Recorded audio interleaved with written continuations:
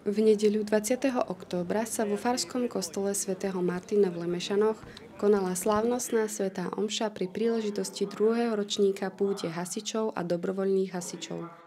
Pútnikov pozbudil hlavný celebrant monsignor František Rábek.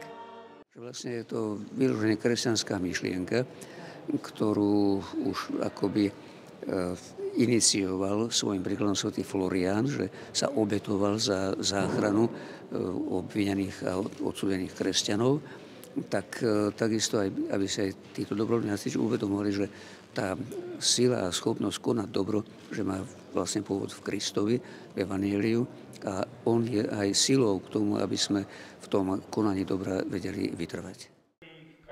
Počas tejto slávnosti bola v kostole umiestnená aj nová relikvia svätého Floriána, patróna hasičov.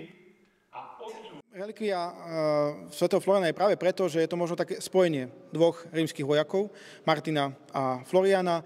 A taktiež ja som z tejto obce pochádzam, vediem hasičský zbor, takže kde inde, keď nie tu, nech chráni nás, náš hasičský zbor a celú túto obec a okolie. Tohtoročnej púte sa zúčastnilo viac ako 250 hasičov z Košického a Prešovského kraja.